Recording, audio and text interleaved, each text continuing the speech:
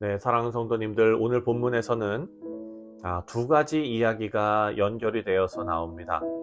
첫 번째가 변화산에서 일어난 사건, 그리고 두 번째가 엘리야에 대한 교훈입니다. 오늘 말씀 2절을 시작하는 것을 보면은요, 2절에 너무 명확하게 엿새 후에 라고 정확한 시간이 기록되어 있습니다. 여러분, 이 말은 오늘 내용이 앞에서 우리가 묵상했던 말씀과 긴밀하게 연결이 되어져 있다라는 증거지요.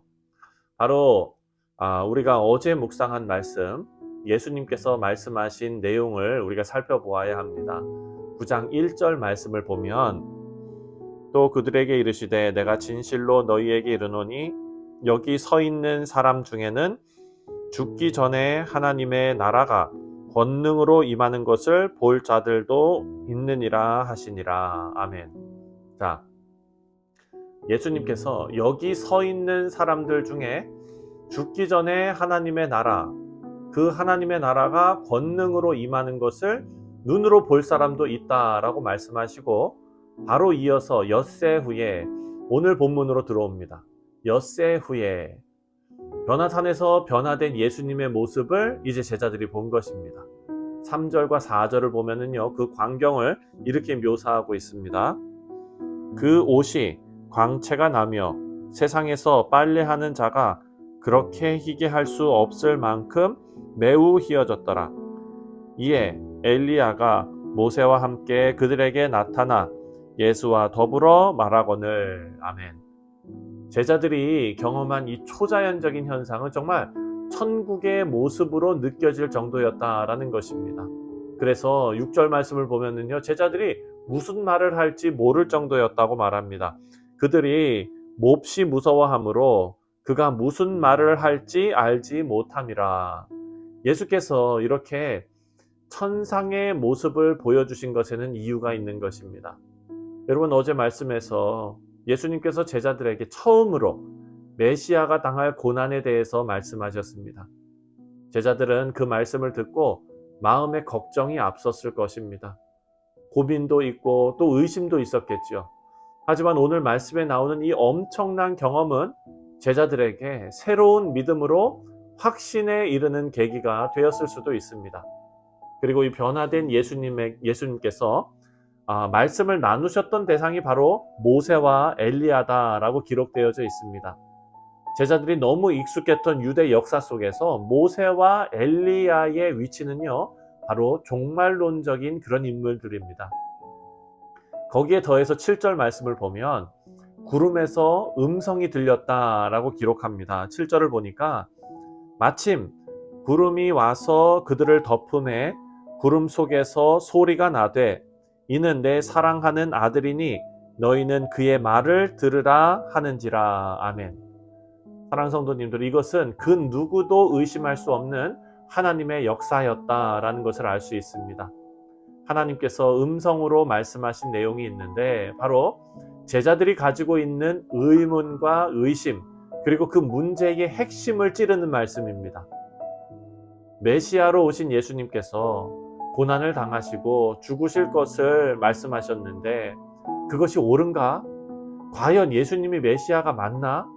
왜 혁명이나 왕권을 되찾는 일이나 이런 눈에 보이는 승리가 아니라 왜 죽음이지? 이런 질문으로 가득했을 것입니다. 그런 제자들의 마음에 하나님께서 명확한 답을 주십니다. 의심하지 말라. 예수는 내 사랑하는 아들이다. 너희는 그의 말을 들으라. 사랑하는 성도님들, 이보다 더 확실한 대답이 어디 있습니까? 우리가 때로 신앙생활 하면서 하나님께서 나에게 완전 확실하게 귀에다가 그냥 하나님 말씀으로, 음성으로 들려주시면 내가 믿겠다, 이런 마음이 들 때가 있지요. 사랑하는 성도님들, 오늘의 본문 말씀이 바로 그런 말씀입니다. 이것이야말로 복음의 핵심이고 복음의 절정입니다. 여러분, 이 말씀을 통해서 베드로는 회개해야 합니다. 왜냐하면 메시아이신 예수님의 제자라면 예수님의 말씀이 아무리 충격적이더라도 메시아의 길을 가로막거나 메시아의 길을 두려워하거나 부끄러워하거나 피하지 말았어야 됐죠. 하지만 앞에 본문에서 우리가 살펴본 대로 베드로는 예수님께서 고난을 받으실 때 그 고난받을 일에 대한 예수님께서 예고를 하셨을 때 혈기로 예수님을 막아섰습니다. 그리고 오늘 본문 7절을 보면 하나님의 음성은 베드로에게 더 세게 들렸을 것입니다. 우리 사랑하는 성도님들, 이 하나님의 음성이 우리 귀에도 들려지시기를 주님의 이름으로 축원드립니다. 우리가 때때로 세상과 타협하고 싶은 마음이 든다면, 또 메시아의 길이 우리에게도 주어졌음을 알면서도 주님의 길, 십자가의 길, 고난의 길, 낮아지는 길, 섬기는 길, 어려운 길, 하나님의 나라의 길, 이것이 하나님께서 원하시는 길인 것을 알면서도 내가 원하는 길이 우선되어 메시아의 길을 막아서는 일이 혹시 없었는지 우리가 우리의 삶을 되돌아봐야 할 것입니다. 여러분 12절을 보면 예수님께서 다시 한번 메시아의 길에 대해서 언급하십니다. 12절에 이르시되 엘리야가 과연 먼저 와서 모든 것을 회복하거니와 어찌 인자에 대하여 기록하기를 많은 고난을 받고 멸시를 당하리라 하였느냐. 이제 세 명의 제자들은요, 메시아 예수님의 진정한 모습은 단순히 눈에 보이는 그런 영광스러운 길을 걸어가는 그런 분이 아니라 진정한 영광을 위해서 먼저 순종하시고 고난을 감당하시고 죽음까지 경험하셔야 하는 분이라는 것을 천천히 배워나갑니다. 여러분, 교육은 한 번에 완성되지 않습니다. 다 아시죠? 선생님들은요, 학생들에게 같은 말을 수없이 반복해서 가르칩니다. 하나를 알려주면 열을 안다라는 옛말은 다 거짓말입니다. 열을 알려줘야 하나를 겨우 건지는 것이 현실이죠. 제자들도 이번 경험이 끝이 아닙니다.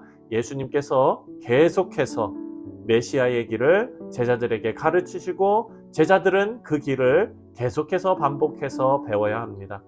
왜냐하면 제자들을 포함해서 우리 모두는 갈보리보다 변화산을 더 좋아하는 존재이기 때문입니다.